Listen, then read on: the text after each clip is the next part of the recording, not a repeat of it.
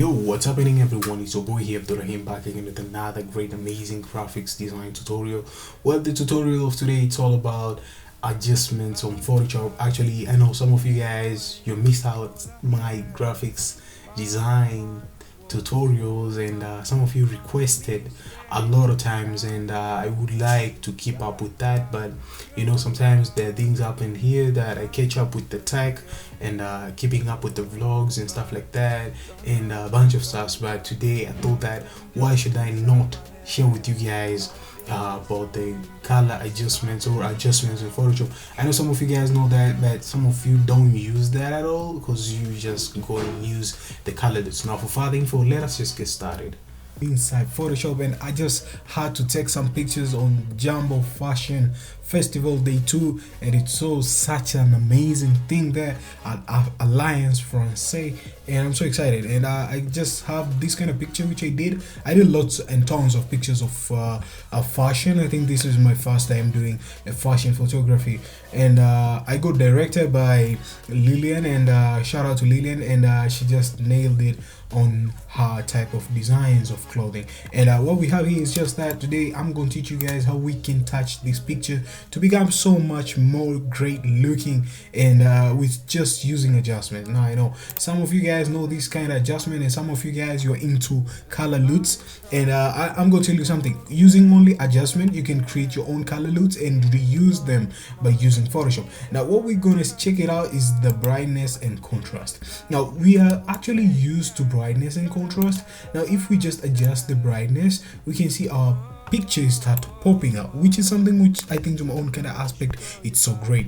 But in other way, there's a contrast here down. If we just adjust the contrast, you can see it just pops out something like a blackish and something like a shadow. I think, my own kind of aspect, this pops a lot out on an image. Now after we have just adjusted that you're satisfied with your picture up to here, you can see on the layer panel layer side there is a brightness and contrast on top. Now don't worry about that. If you squeeze it down and you don't see it anymore, you can just come here up on the properties section, click this box here, and you can get all the values. And if you're into legacy, that kind of old school vibe, you can just click legacy and you can get all those kind of legacy features. But let us just continue with another thing.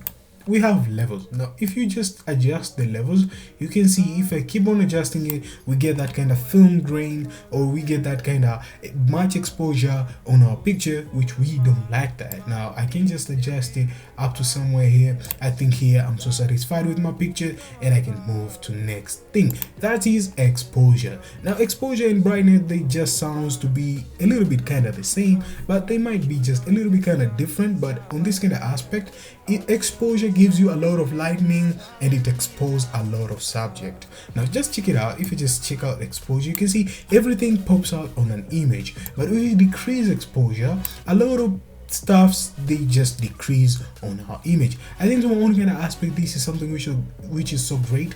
And we got the offset. Now if we just adjust the offset and exposure a little bit and offset a little bit, you can see how much our picture just looks like. This is something which is so incredible. You can see the details, you can see here and there, which is something which is so great. And you can use even the gamma correction if you'd like gamma correction. Just know that gamma correction looks like vibrance, and not like vibrance actually 100%, but it just get those kind of texture like vibrance. So let us just jump into another kind of stuff, which means it's vibrance. That's something which is so great. Now vibrance, we don't need to touch a lot of vibrance. Just keep it like positive 8 or even 9. You can just keep it like 9, which is enough. Now saturation is gonna pop up a lot of colors. Now if you just pay close attention, if we keep a lot of saturation, if your image has faded and you keep a lot of saturation, just know that you're gonna lose that kind of texture out of your image. Now that is something which you have just to pay close attention out of it, so as you can make it happen. Now another kind of stuff, we have hue and saturation. Now hue and saturation, we can change colors, and it can just affect our subject. It can affect everything inside our subject, and it can even change color to non-original color. If we keep on reddish, you can see our character just change completely, which sometimes it might be good using the hue, and sometimes it's like it's a knockoff. Now let me just adjust on the lightness here. I think lightness sounds like brightness, and we can just keep things there. Now something which is so great is color balance. Now you can just change out the colors balance, and you can just get that kind of good filter, and you can just adjust it. You can see we're having a warm image. If I turn off the color balance, this is the last thing we did.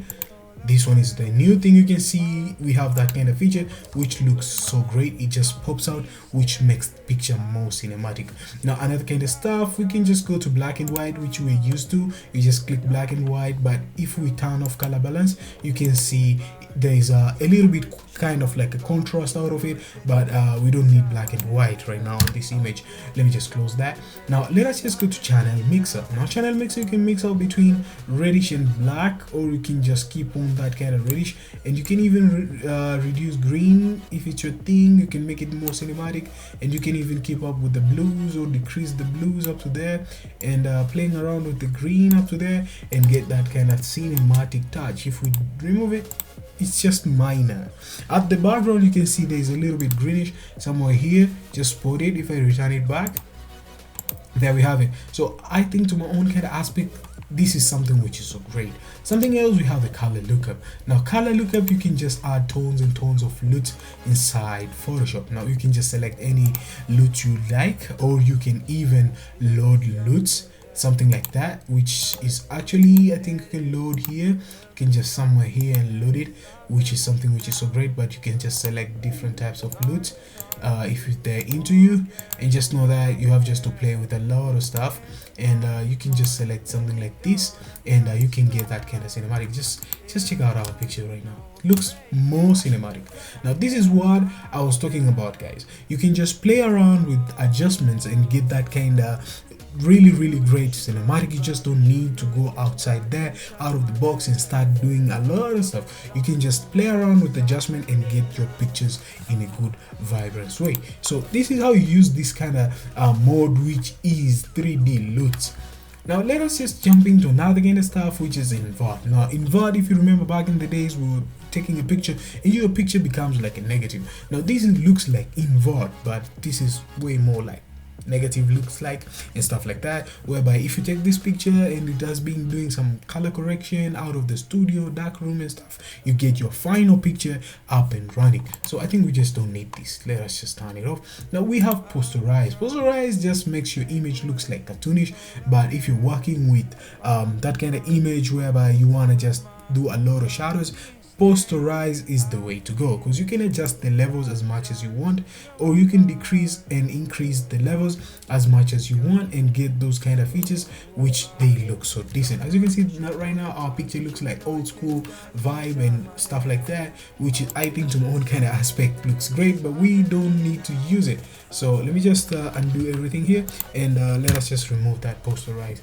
Now last but not least, we have threshold. Threshold turns your picture into vector, which is something which is quite not bad. It's quite decent. Something else we have here, we have selective colors. Now you can just use some selective colors. You remember, guys, we have this kind of tool here which is called hue and saturation. Looks like that, or it looks like vibrance and stuff like that. So other tools, they're just the same, they just have different type of test. Now my last tool is called gradient map. I'm just love this kind of stuff. You can just do some reverse of gradient, or you can just do some dither of a gradient as long as you want it. So you can select anything from this side, and you can see our picture has changed, and you can even use that kind of gradient map, or you can just turn that gradient map into a color LUT by just decreasing opacity, or you can even do one thing here which is quite interesting. You can play around with the blending option, and you can get some color dodge, something like this light color. You can see we have made that kind of color LUT turn into a 3D